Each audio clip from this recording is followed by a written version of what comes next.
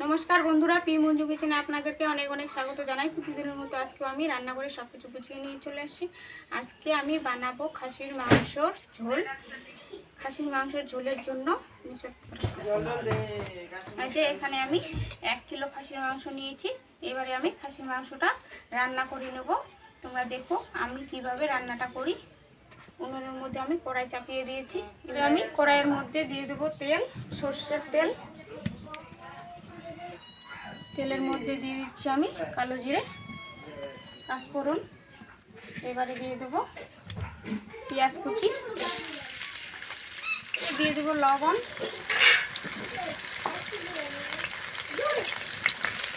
1 চামচ মতো লবণ দিলাম।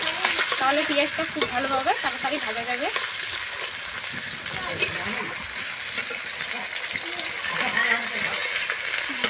পেঁয়াজটা আমার হালকা ভেজে নিয়েছি।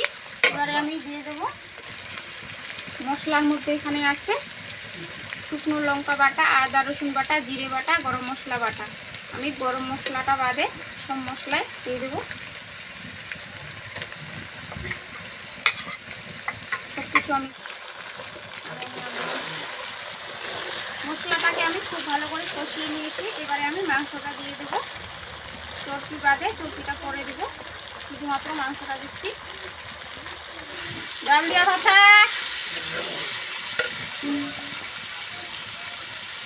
দিয়ে দেবো লবণ পরিমাণ মতো, একটু হালকা গ্রেভি করব।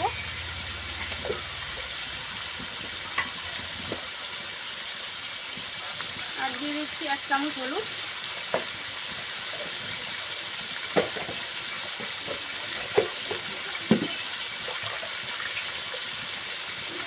লবণ হলুদের সঙ্গে সব কিছু আমি মিশিয়ে নেব।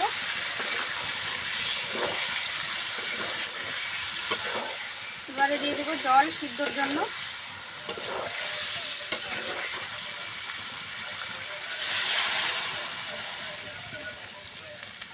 খাসির মাংস একটু ভালো করে সিদ্ধ করতে হবে বেশি জল দিয়ে।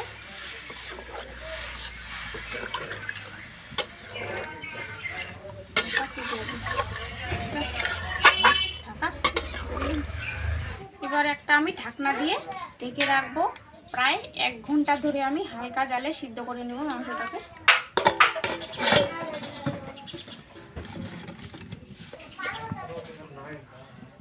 1 ঘন্টা পরে ফিরে আসলাম। এবার দেখি রান্নাটা কি হয়েছে। ঢাকনাটা তুলে জল একদম পুরো শুকিয়ে গেছে। এবারে আমি খুব ভালো করে কষিয়ে নেব মাংসটাকে।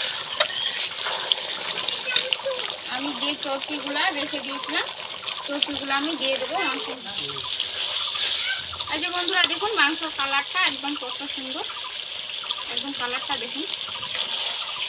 আমার মাংসটা খুব ভালো করে কষিয়ে নিয়েছি আমি, কষা হয়ে গেছে। এবারে আমি দিয়ে দেবো জল, একটু হালকা গ্রেভি করবো।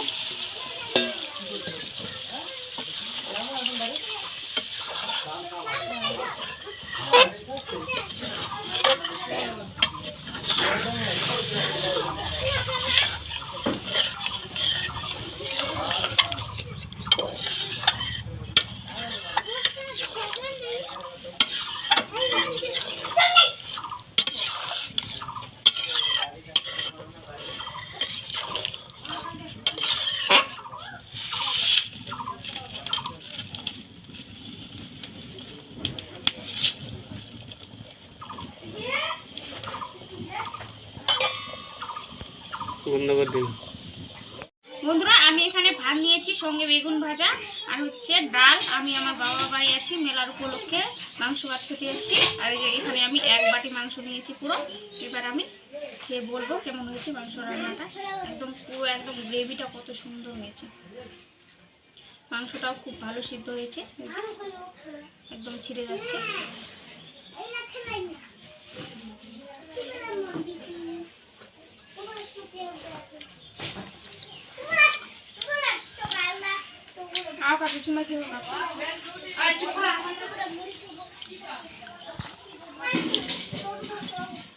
বন্ধুরা মাংসটা খুব ভালোভাবে সিদ্ধ হয়েছে আর রান্নাটাও খুব ভালো হয়েছে। আমার ভিডিওটা কেমন হলো অবশ্যই কমেন্টে জানাবেন। আর যেসব বন্ধুরা আমার চ্যানেলে নতুন তারা প্লিজ আমার চ্যানেলটাকে সাবস্ক্রাইব করে দেবেন। আর যদি ভালো লাগে থাকে তাহলে লাইক কমেন্ট শেয়ার করে দেবেন। তাহলে আজকের মতো এখানেই, সবাই ভালো থাকবেন, সুস্থ থাকবেন। আগামীকাল আবার একটা নতুন রেসিপি নিয়ে আসবো। ততক্ষণ টাটা।